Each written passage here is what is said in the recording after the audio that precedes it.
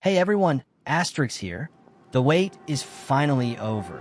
Nvidia's Blackwell architecture has officially hit the mid-range market, and today we're looking at the card everyone's been talking about, the RTX 5070. But here's the real question: is the generational leap big enough to justify the upgrade? Or can you just squeeze more life out of your current setup with a heavy overclock? In this video, we're doing a deep dive into the performance, the thermals, and the brand new AI features. As we go through the data, you can see the side-by-side video comparison running right here in the background, so you can see exactly how these frames look in real time. If you're a fan of hardware deep dives and honest benchmarks, make sure to subscribe to the channel and join the community. The specs: Blackwell versus Ada Lovelace. Let's talk numbers. The RTX 5070 is built on the new GB205 chip.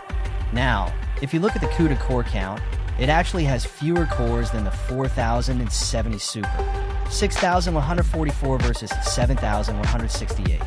On paper, that might look like a downgrade to some. However, Blackwell's IPC improvements mean each core is significantly more efficient. But the real star is the GDDR7 memory. We're still at 12 gigabytes of VRAM, but the bandwidth has jumped from 504 gigabytes per second to a massive 672 gigabytes per second.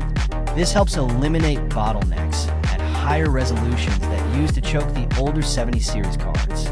It's not just about the quantity of the memory, but the blistering speed at which that data moves. The overclocking battle, pushing the limits now. Let's get to the fun part, overclocking. Blackwell is a frequency monster. While the stock boost clock is rated at 2.5 gigahertz, our testing shows the RTX 5070 can comfortably hit 3.1 gigahertz and even 3.2 gigahertz in some lighter titles. That is a massive frequency overhead compared to previous generations. When we compare this to a tapped-out RTX 4070 Ti Super, the results are surprising. A heavily overclocked 4070 Ti Super, with its extra 4 gigabytes of VRAM and wider bus, can actually keep up with the stock 5070 in traditional rasterization. But once you overclock the 5070, it enters a different league. We're seeing a 10 to 15% performance gain just from sliding those bars in MSI Afterburner. Though you'll need to be mindful of the 250W power draw, which can spike up to 300W when pushed to the absolute limit. Benchmarks and real-world gaming: if you watch the comparison video in the background, you can see the results in action. In Cyberpunk 2077 at 1440p Ultra, the RTX 5070 stock is already beating the 4070 Super by about 15%. When we apply our custom overclock, that gap widens significantly. The most dramatic difference is in ray tracing. Blackwell's 4th Gen RT cores handle path tracing much better than the 40 series ever could. Even a standard 5070 outperforms an overclocked 4070 Ti Super in heavy ray tracing workloads because the hardware is simply more specialized for these complex lighting calculations. The secret sauce: DLSS for this is where the overclocked older cards lose the fight. The RTX 5070 supports DLSS 4 in a new multi-frame generation. This technology uses the 5th Gen tensor cores to generate multiple frames between every rendered frame, drastically smoothing out the experience. This is the one thing your overclocked 40 series card simply cannot do.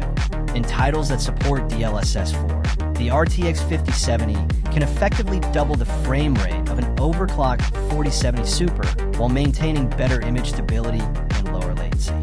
For anyone looking to play the biggest AAA titles over the next few years, this is a massive advantage. Final verdict: to upgrade or to overclock. So what's the move?